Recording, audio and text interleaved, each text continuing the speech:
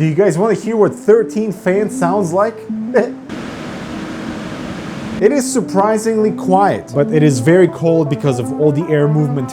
But before we get to this, what is this whale doing on my table? So this whale is the new CTE line from Thermaltake. CTE standing for Centralized Thermal Efficiency, and not to be confused with the medical acronym Chronic Traumatic Encephalopathy. But basically, it's Thermaltake's approach to the motherboard in the middle, vertical orientation for the GPU, so you have airflow from all the sides. So if you're after 14 140mm fan slots, dust filters everywhere in this entire open space, the whale will satisfy. Not surprising, I guess. But our main question today is, does the CTE concept actually work? Let's unbox.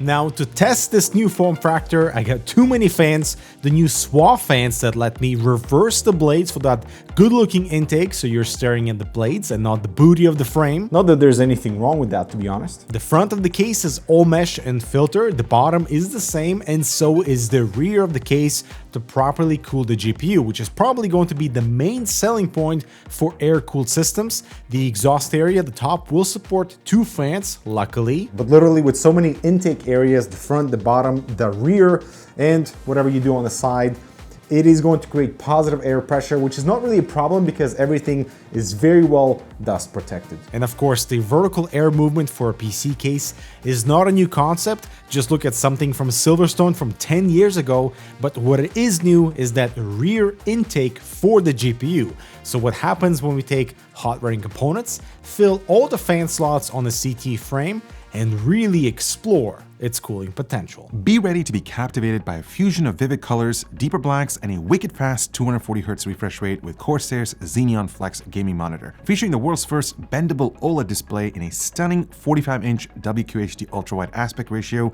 Immerse yourself in gaming and other productive tasks. You get all the extra goodies for ultimate speed and precision within a game, get quick access to a few USB ports at the front and plenty of other display connectivity options at the back, and all this tech is backed with their advanced burn-in protection and a 3-year warranty. If you're looking to flex your gaming setup, look no further than Corsair's Xeneon Flex. Learn more down below. Now, to really challenge all the fan slots, we have the iGame RTX 4080. That is one hot graphics card running at 50% fan speed, and all the testing was done by the Montreal team, so ignore my Aero card, that's just for the visuals. So with the stock fan layout, temperatures on the CPU are perfectly fine, especially since the system is library quiet below 40 decibels, but the GPU is one hottie, despite having one direct intake right beside it. Rotating the cooling into the traditional chimney mode, so our CPU temperatures improve a little bit since the airflow path has one direction, but surprisingly the GPU got worse and the bottom fans are delivering a little bit more noise too. Populating all the vertical fan options gives us the best CPU temperature so far with slightly cooler GPU, but so far only the CPU has more of an impact with addition of the fans versus the stock configuration. And now let's add 6 more fans, all set to intake from the front and one from the rear, which is what the CT form factor is all about. And you can clearly see how beneficial this design is for the CPU heatsink, kind of like brute forcing airflow from the front and letting the top fans carrying away the remaining heat. But surprisingly, the 3 intake fans near the GPU don't really do much for this particular card, as it requires more exhaust to finally see the lowest temperatures so far on the graphics card. So if we add 3 side exhaust fans, it actually hurts CPU temperatures a bit because the front intake is immediately removed from the side and doesn't really reach the heatsink. And it's really unfortunate there's less than 4 degrees Celsius difference on the GPU with 3 or 14 fans because it just spills out so much heat into the case and only starts to improve when there's sufficient exhaust. Running everything at full speed is not recommended because of the noise levels, but it's a good reminder how there's even more cooling potential for the air cooler, but not a huge design benefit for a hot running graphics card. Now, switching things up to a 420mm all-in-one cooler installed on a side exhaust with stock fans gives us insanely good CPU temperature and actually reasonable GPU as well because of this added exhaust. Going into the vertical air setup, not much changes, even with all the vertical fan slots populated. but you add the front and the rear intakes, and now we are reaching low 40s on the CPU because cool air is delivered directly for the side all-in-one cooler, and the GPU reaches mid-70s because no heat from the CPU is kind of like mixed inside the case, and everything is immediately exhausted out. And really, full power on the case fans is totally unnecessary because of the noise, and no additional cooling is granted anyway. Alright, so honestly, let me know what you think of the results. You know, we ran the GPU hot intentionally so that we could generate a lot of heat and see how the GPU temperatures react with addition of the fans in certain configurations. And the thing is clear, with these types of GPUs that spit out a lot of the heat into the enclosure, you need exhaust. And so as long as we have something exhausting from the side, that immediately improved our GPU temperature.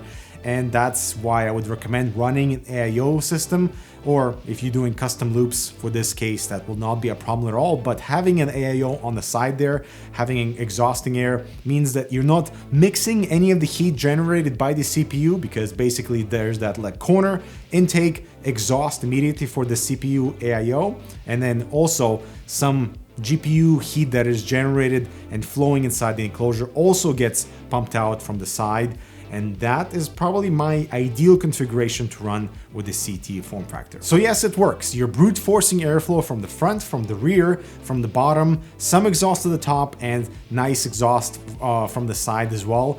And yeah, of course, if you add 14 fans to any enclosure that is fairly open in terms of the mesh, and all the dust filters are high performance, so Thermaltake did the job right in allowing the air to get through without much restriction. It's just a matter of how much you're willing to spend on the fans to populate inside this enclosure, and the fans inside this one cost more than the case itself. And speaking of the case, so the experience is a bit mixed, right? So on the one hand, the case is absolutely huge. So like behind there, I did no cable management whatsoever. I basically just tuck the cables off and close the panel. Easy peasy. On the inside, so much room, so, you know, removing any of the fan brackets does not require removal of any other hardware. Everything's kind of this like standalone assembly because everything's so open. But on the other hand, because the motherboard is facing up, the I/O is facing up as well, and having access to that I/O is not comfortable whatsoever. So routing your DisplayPort cable, your USB, your antennas, whatever,